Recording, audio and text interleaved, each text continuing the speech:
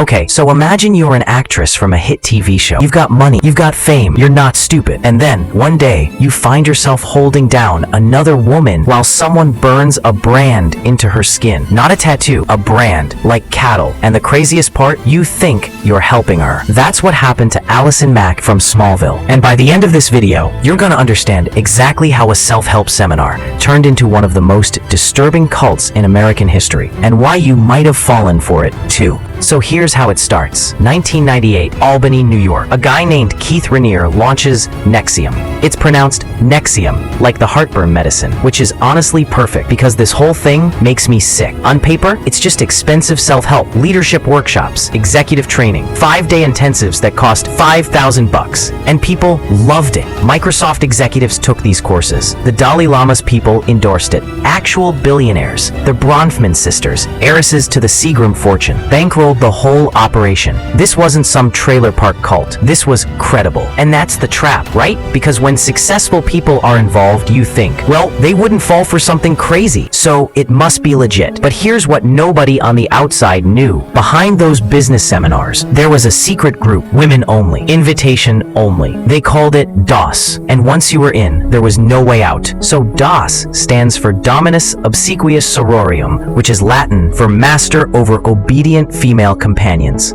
But they didn't tell the women that part. They sold it as a sisterhood, a secret society for ambitious women who wanted to push past their limits. Cool, right? Sounds like a badass girls club. Except the first thing they made you do was hand over collateral. Not money, not a contract. They wanted something that could destroy you if it ever got out. Nude photos. Confessions about things you'd never tell anyone. Letters where you admit to crimes you didn't commit, but written like you did. And they told you it was about trust, about proving you were serious, that it would never be used against you. Spoiler, it was all about control. Because once they had your collateral, they owned you. You were assigned a master, another woman in the group, and your job was to obey her completely. Wake up at 5 a.m. if she texted you. Recruit new members. Follow a strict diet until you weighed under 100 pounds. Oh, and one more thing.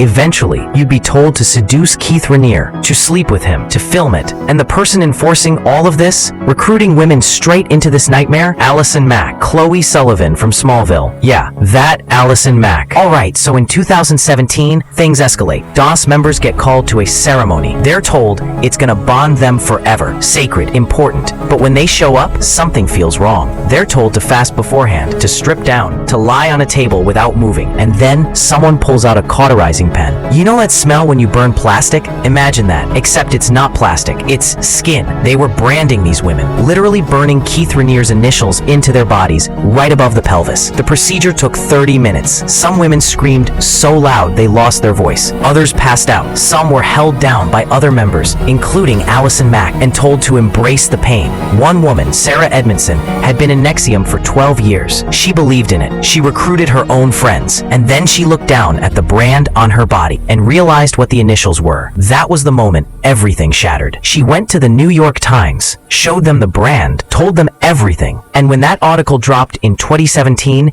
the FBI moved fast. March 2018, Keith Raniere gets arrested in Mexico. He was hiding in a luxury villa, still convinced he was untouchable. Allison Mack, arrested, faced life in prison. Claire Bronfman, one of the richest women in America, got 6 years for funding the whole operation. And Keith Raniere was sentenced to 120 years in federal prison. You'd think that's the end, right? Evil guy goes to jail. Everyone moves on. But here's the thing that bothers me the most. Keith never apologized. Not once. He still claims he's the victim, that the women wanted everything that happened to them. And dozens of his followers, people who were in DOS, people who were branded, still defend him to this day. They still think he was a genius, a teacher, a misunderstood visionary. Which brings me to the real question this story raises. How does this happen? How do smart, successful, educated people end up in a cult and not even realize it until it's too late? Here's what I learned researching this. It doesn't start with crazy stuff. It starts with something you want: self-improvement, confidence, a community of ambitious people who get you. Then it's small asks, a weekend workshop, a little bit of money, some personal questions about your fears. Then it's bigger asks. Bring a friend. Cut out people who don't support your growth. trust us more than your family. And by the time you realize what's happening, they've got collateral on you. They've isolated you. They've convinced you that leaving means you're weak. NXIVM operated for 20 years in plain sight. It had centers in Mexico, Canada, California. Thousands of people went through their programs, and most of them had no idea what was happening in the inner circle. So here's the uncomfortable truth. You probably wouldn't have seen it coming either. Not because you're dumb, because they were good at this. Look,